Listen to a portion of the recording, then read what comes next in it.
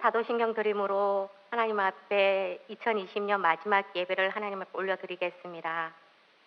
나는 전능하신 아버지 하나님 천지의 창조주를 믿습니다. 나는 그의 유일하신 아들 우리 주 예수 그리스도를 믿습니다. 그는 성령으로 잉태되어 동정녀 마리아에게서 나시고 본디오 빌라도에게 고난을 받아 십자가에 못 박혀 죽으시고 장사된 지 사흘 만에 죽은 자 가운데서 다시 살아나셨으며 하늘에 오르시어 전능하신 아버지 하나님 우편에 앉아 계시다가 거기로부터 살아있는 자와 죽은 자를 심판하러 오십니다. 나는 성령을 믿으며 거룩한 공교회와 성교의 교제와 죄를 용서받는 것과 몸의 부활과 영생을 믿습니다. 아멘.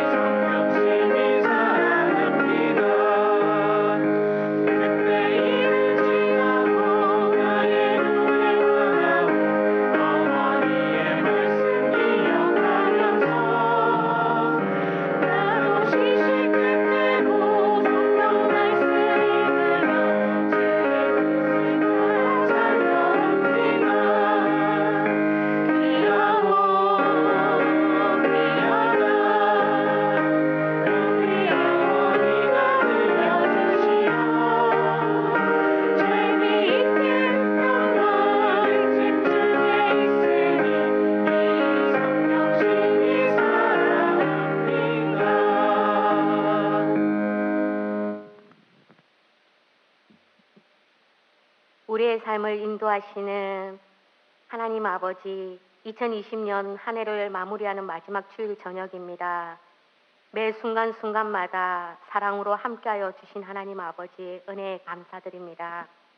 2020년에는 코로나로 인하여서 우리의 신앙생활, 가정과 학교 등 모든 것이 힘들었지만 그럼에도 한 해를 돌아볼 때 모든 것이 주님의 은혜와 사랑으로 지금까지 살아왔음을 고백합니다. 2020년을 뒤돌아보며 주님의 말씀 안에 산다고 하면서도 세상 속에 살아가면서 주님을 잊어버리고 살아갈 때가 많았습니다. 주님 용서하여 주옵소서. 코로나19로 어려움 속에서도 오직 예수님만 바라보며 살아가기를 원합니다. 2021년에는 더더욱 열심히 성경 중심, 교회 중심, 믿음으로 살아가게 하여 주시옵소서. 저희 센턴 장로교회 모든 성도들은 새벽에도 새해에도 하나님의 뜻대로 귀하게 쓰임받는 시간 되게 하여 주시고 성도들의 직장과 사업장을 축복하시고 하나님의 은혜 안에 구별된 신앙생활을 할 수 있도록 인도하여 주시옵소서.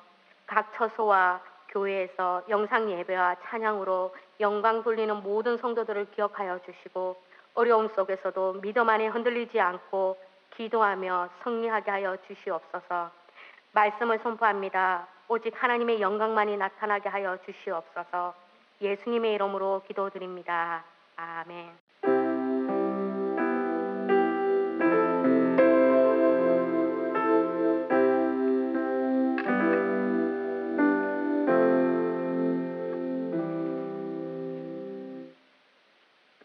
말씀을 찾겠습니다.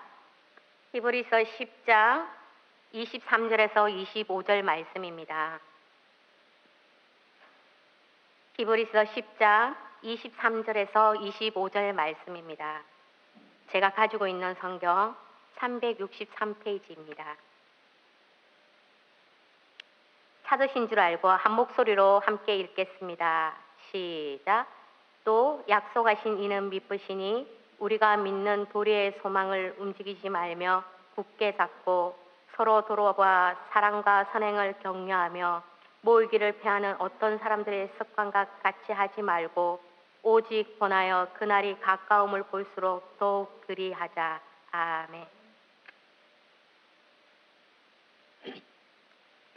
주일 저녁 비대면 예배 가운데 나오신 모든 성도님들을 주님의 이름으로 축복합니다. 우리 옆에 있는 분들한테 이렇게 인사했으면 좋겠습니다. 좌우를 향해서 2020년 나와 함께 해주셔서 감사합니다. 사랑합니다. 다시 한 번 더 인사하겠습니다. 2020년 나와 함께 해주셔서 감사합니다. 사랑합니다.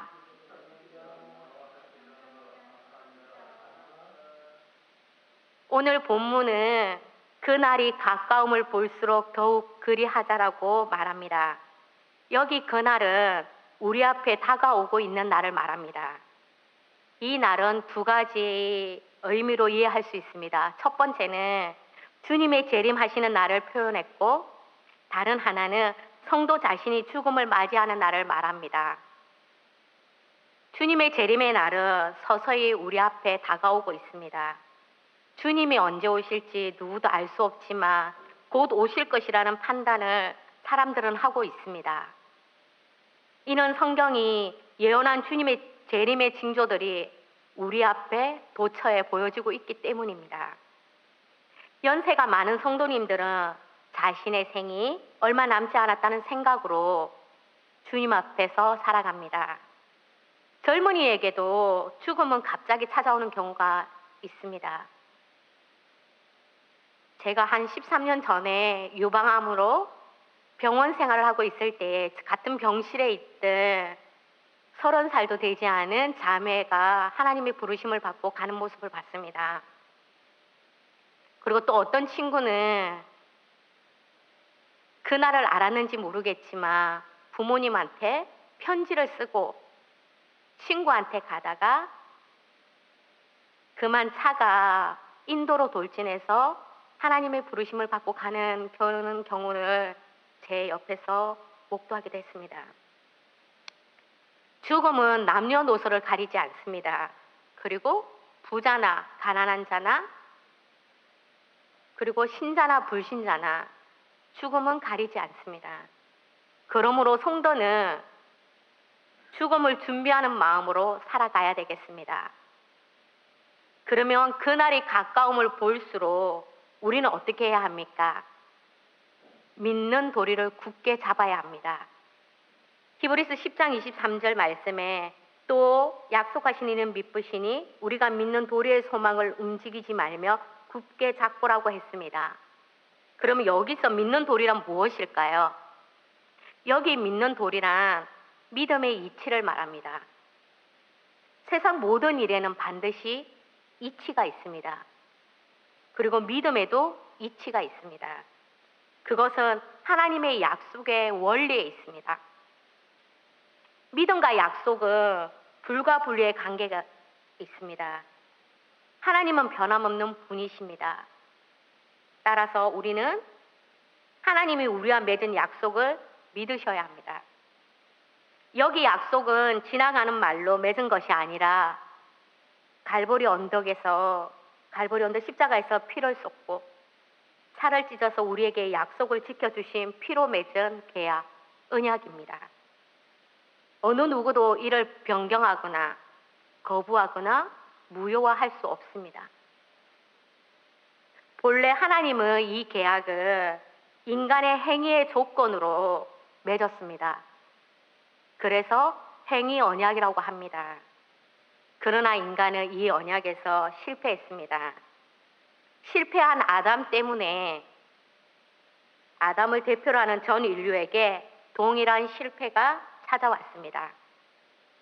하나님은 첫째 아담이 실패한 행위를 둘째 아담 되시는 그의 아들 예수님께 다 지우셨습니다. 그리고 하나님 우리에게 은혜 언약을 맺었습니다. 행위의 언약은 행위에 있지만 그 은혜의 언약은 조건에 있지 않습니다. 은혜의 언약은 우리를 대신하여 모든 행위를 짊어지시 그리스도를 믿는 믿음입니다. 이 믿음은 우리에게 전에 바랄 수 없는 것들을 바라는 소망으로 주었습니다. 따라서 성도는 믿는 도리의 소망을 굳게 잡아야 합니다. 거짓이 없고 미쁘신 약속이기 때문에 이를 믿는 소망하는 태도는 성도에게 아주 중요합니다.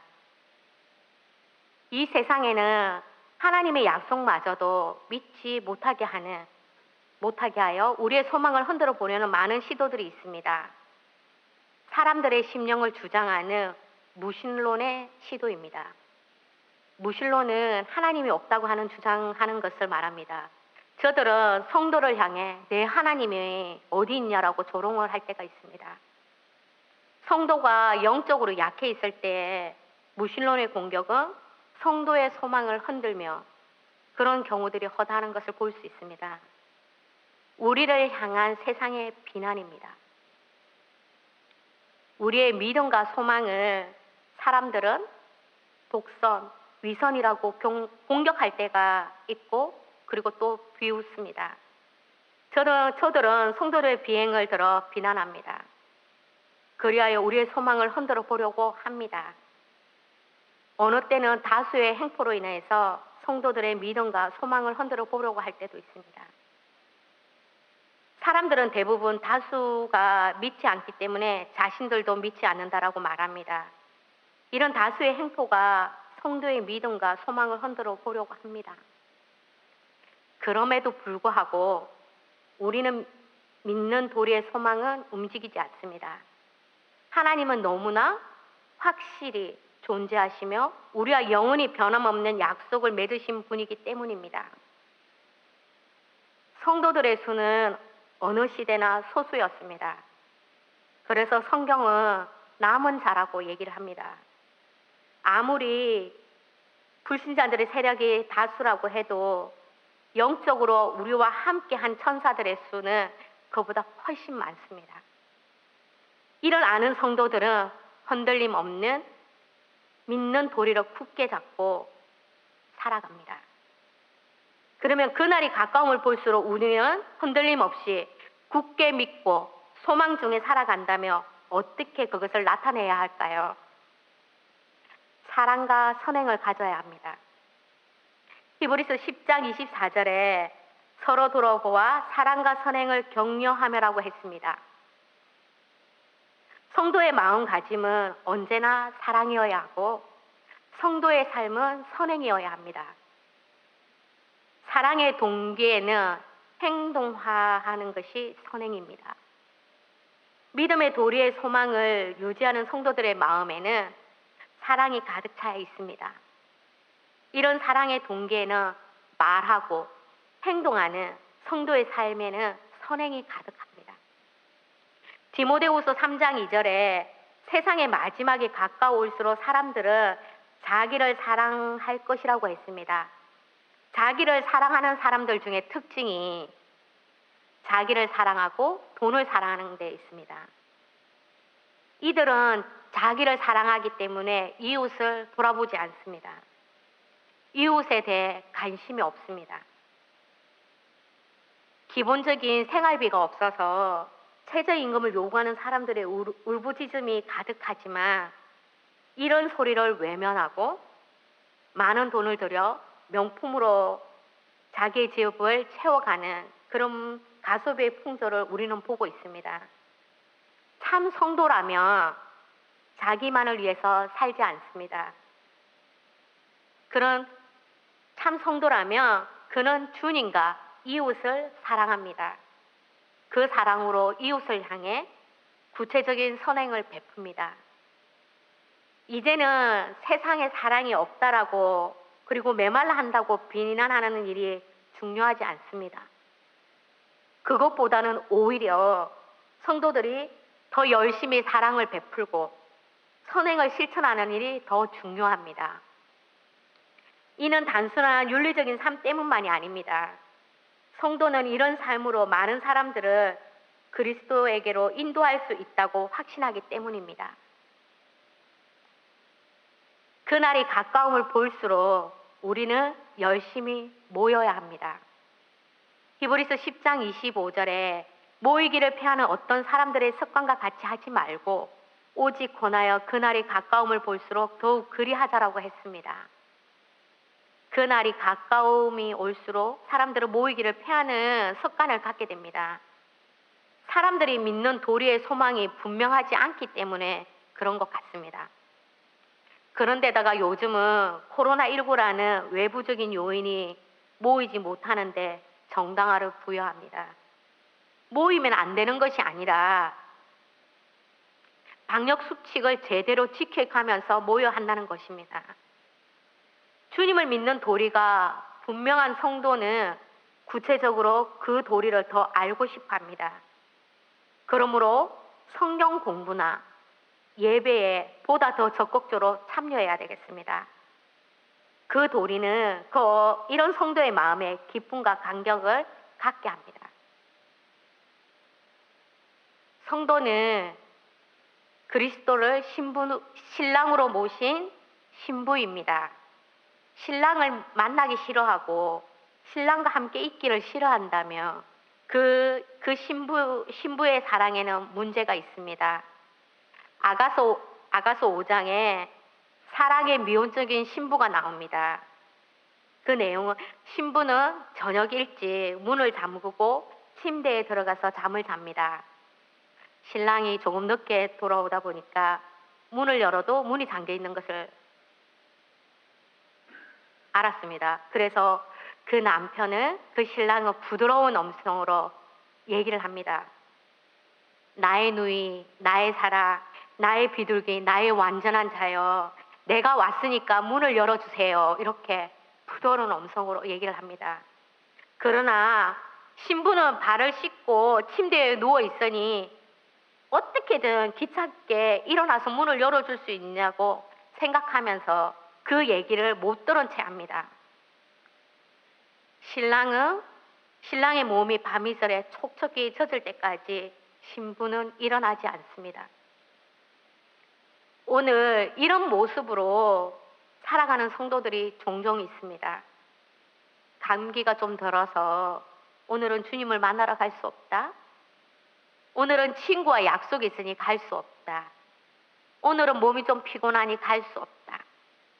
오늘은 친척집에 결혼식이 있으니까 갈 수 없다.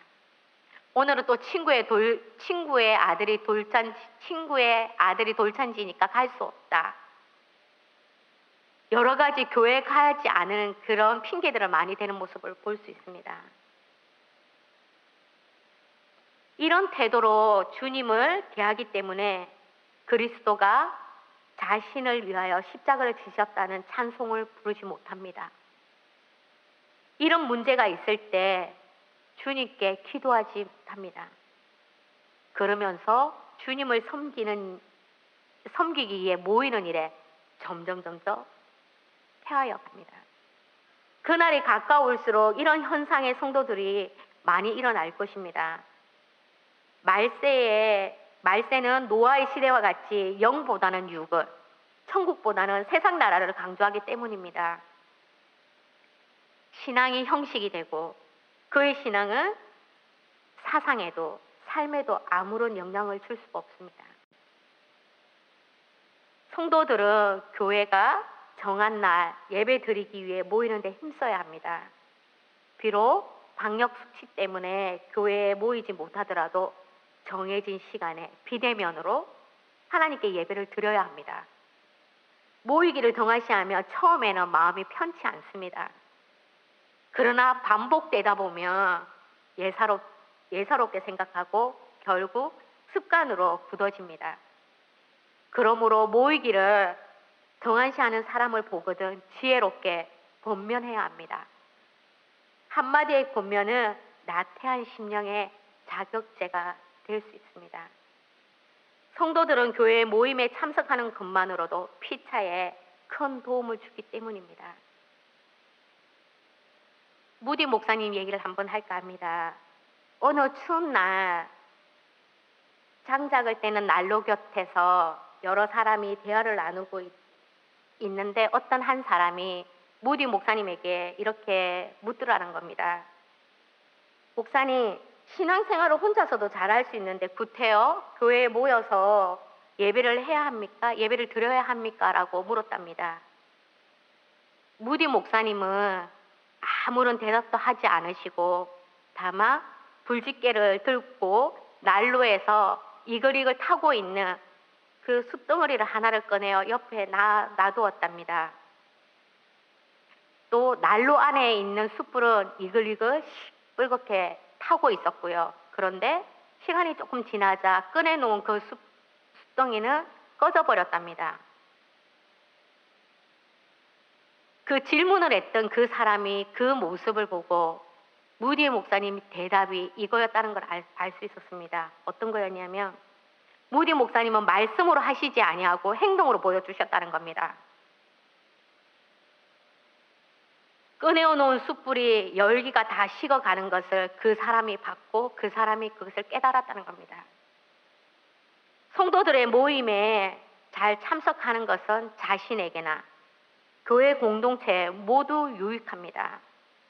주님께서는 성도들의 모임을 귀하게 여기시고 은혜로운 약속을 주셨습니다. 마태복음 18장 19절에서 20절 말씀에 진실로 다시 너희에게 이르노니 너희 중에 두 사람이 땅에서 합심하여 무엇이든지 구하면 하늘에 계신 내 아버지께서 그들을 위하여 이루게 하시리라. 두세 사람이 내 이름으로 모인 곳에는 나도 그들 중에 있느니라. 아멘. 주님의 분부를 받은 120 성도가 예루살렘을 떠나지 않고 마음을 같이하여 합심하여 열심히 모여서 기도하는 중에 오순절에 성령의 충만함을 받습니다. 모이는 곳에 그곳에 은혜와 힘이 넘쳤습니다. 한 시간도 빠짐없이 모이기를 힘쓰는 성도에게는 많은 삶의 변화가 일어날 것입니다. 모임의 중요성을 아는 성도들은 자신뿐만 아니라 다른 사람들에게도 권하여 주님 앞에 모이기를 힘쓰게 합시다. 이는 그날을 바라보는 성도의 바른 삶의 자세입니다. 또 다시 예를 하나를 들어볼까 합니다. 이것도 실제로 있었던 얘기인데요. 영국에서 있었던 일입니다. 어느 교회 홈페이지에 게시판에 어떤 분이 글을 올렸다고 합니다. 그 글의 내용은 이렇습니다. 나는 지난 30년 동안 거의 빼놓지 않고 꾸준히 예배에 참석했습니다. 그리고 그 기간에 최소한 3,000번의 설교를 들었습니다. 그러나 놀랍게도 그중 어떤 설교도 뚜렷이 기억나지 않습니다. 목사님의 시간이 다른 시간에 사용된다면 더 유익하지 않을까 생각합니다. 그러자 그 글을 본 많은 사람들이 동의를 했다고 합니다. 그런데 어떤 한 사람이 그 글을 보고 그 글에 답글을 올렸다고 합니다. 그 사람의 글은 이렇습니다. 나는 결혼한 지 30년이 되었습니다. 그동안 32,850번의 식사를 했습니다. 때로는 외식도 했습니다. 대부분의 아내가 해준 요리였습니다. 문득 나는 그중 몇 가지 메뉴밖에 기억나지 않습니다. 그렇지만 나는 그 모든 식사로부터 영양을 공급받았습니다. 그 음식들이 없었다면 아마 나는 오래전에 굶어 죽었을 것입니다. 이렇게 글을 올렸다고 합니다. 바로 이것입니다. 어려울수록 교회에 모여서 서로 격려하고 서로 안부를 묻고 정한 시간에 하나님의 말씀을 들어야 합니다. 그래야지만 우리 영이 죽지 않습니다. 교회에 모이지 못한다면 전화나 요즘 핸드폰이 있잖아요. 그렇게 서로 문자로 서로 격려해야 되겠습니다. 그래야지 우리 영혼이 죽지 않고 영혼이 살아갈 수 있다는 것입니다. 기도하겠습니다.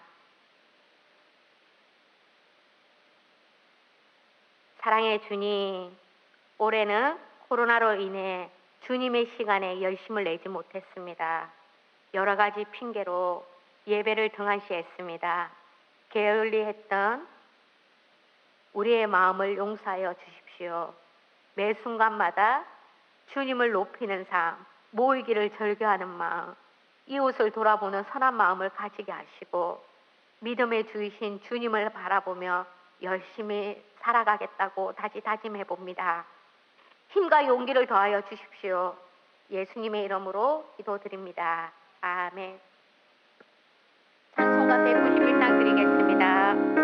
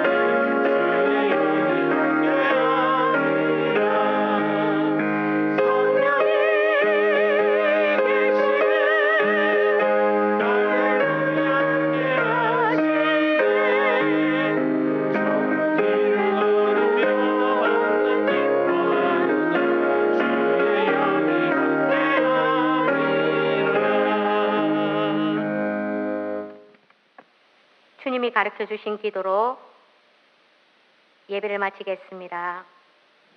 하늘에 계신 우리 아버지, 아버지의 이름을 거룩하게 하시며 아버지의 나라가 오게 하시며 아버지의 뜻이 하늘에서와 같이 땅에서도 이루어지게 하소서.